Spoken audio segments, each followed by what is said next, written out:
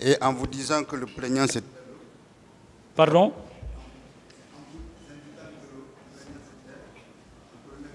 Ouais, ils m'ont dit... Est-ce que vous savez pourquoi j'insiste sur la question? Non, mais... De l'autre côté, on parle de séquestration, on parle de pratique, on parle d'habitude. Comme s'il était habitué à le Quelle est la question? faire. La question, maître. Monsieur On le Président, veut connaître la question parce que vous tournez trop. mais pourtant, je pose des questions et qu'il répond. Et je suis même très simple en posant des questions. Allez-y alors, parce que le tribunal est intéressé aussi. Je continue alors, Monsieur le Président. Merci. Je disais, est-ce que l'officier en charge de l'affaire de votre dossier au PM3, en sa qualité d'officier de police judiciaire, était d'ailleurs dans l'obligation, même si un ordre lui était donné par le colonel Thiebro, de lui obéir? Une question? Oui. Est-ce qu'il était dans l'obligation? Si. Qui était dans l'obligation? L'officier de police. Quand il y a trop de contours, ça devient compliqué. Vous voyez le sens maintenant, lui-même, il n'a pas compris. Est-ce que Monsieur le Président, il nous a dit qu'il a lui-même qu'il a été officier de police judiciaire.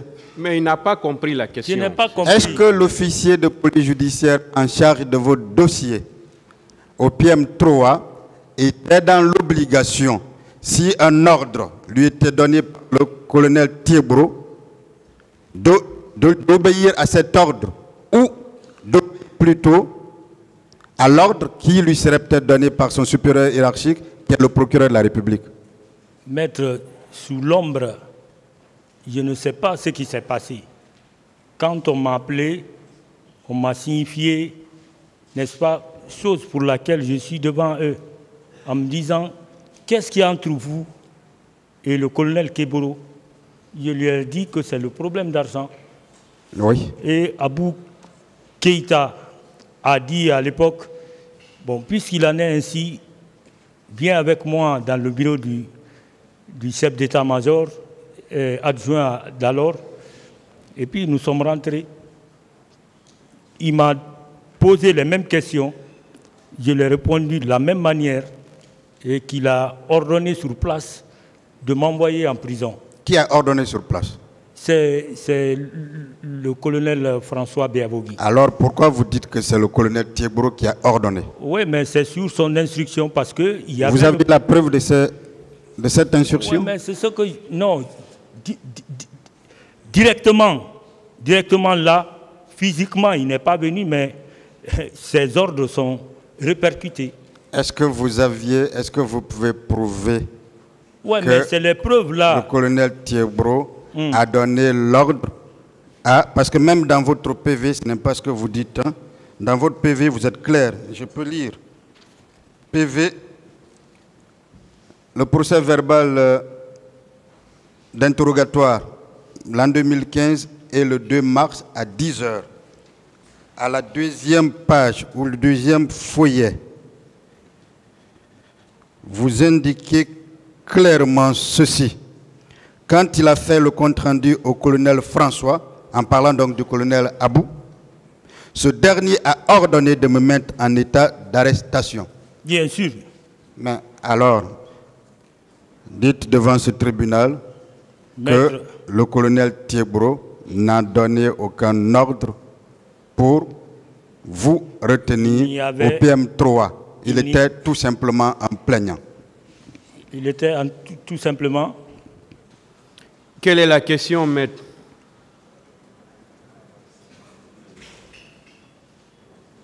Est-ce que vous reconnaissez au moins ce que vous avez dit vous-même dans votre propre procès verbal, qui est signé par vous, où vous indiquez, quand il a fait le compte-rendu au colonel François, ce dernier a ordonné de me mettre en état d'arrestation. Ce dernier ici est pour le colonel François. Est-ce que vous confirmez au moins ça? Ce qui est dit ici, est-ce que vous confirmez? Oui, ce qui est dans le papier, c'est ça. Est-ce que vous confirmez?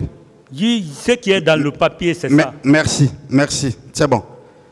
Mais je sais que... Deuxième élément. S'il vous plaît. Moi, je suis satisfait. Hein. Qu'est-ce que vous voulez dire? Je voudrais dire qu'il n'y avait aucun problème entre moi et le colonel François Béavogui. Il n'y avait aucun problème entre moi et le colonel, comment on appelle, Abou Keïta. Ni Tété, n'est-ce pas, la plainte posée par le colonel Keboro à ces deux officiers-là, ils ne m'auraient pas appelé. D'autres questions? Merci, monsieur le président, continue. Bon. Deuxième chose. Faites face au tribunal. Deuxième élément. On parle de billets ou d'arrêt d'écrou, ou bien billets de sortie. Mais on continue de vous demander si vous pouviez apporter la preuve de cela. Est-ce que lorsque vous êtes retenu ou même détenu, que l'on vous demande de sortir, qu'on vous laisse, est-ce qu'il vous appartient à vous de demander que ces choses-là soient enregistrées dans ces registres?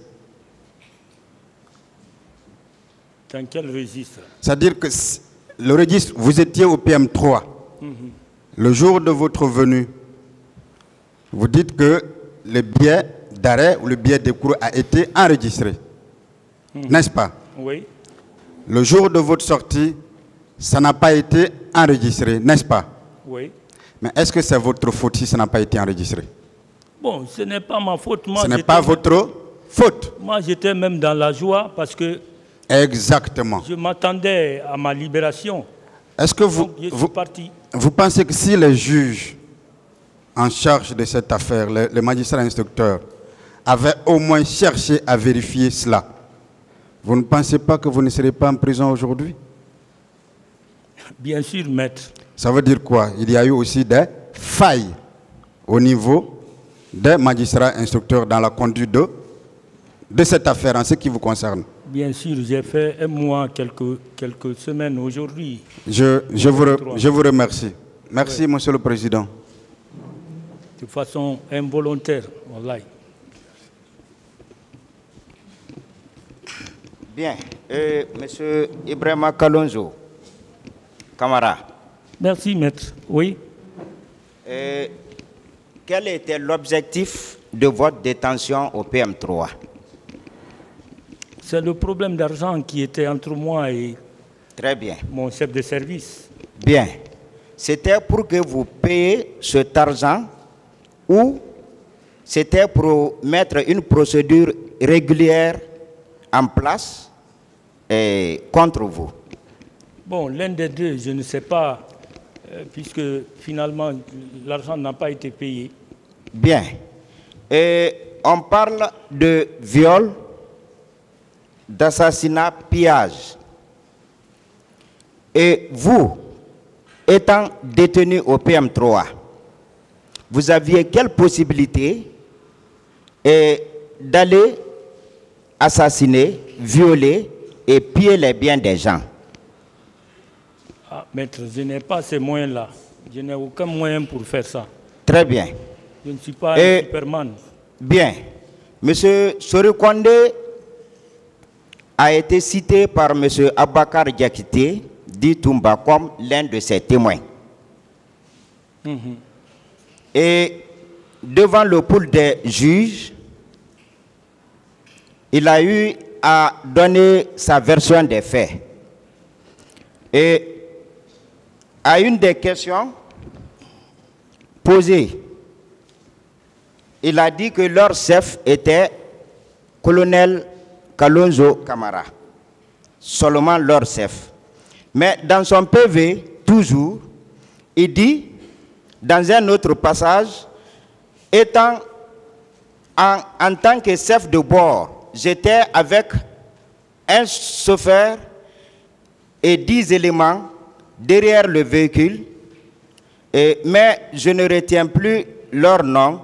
La répartition est faite au rassemblement. Donc, ça veut dire que vous n'étiez pas leur chef. C'est lui qui était le chef d'une équipe composée de d'un chauffeur et de 10 autres éléments. Vrai ou faux? Maître, Oui. si des enquêtes sérieuses Oui. étaient faites, sincèrement, Suru Condé allait se retrouver dans le poste des accusés là.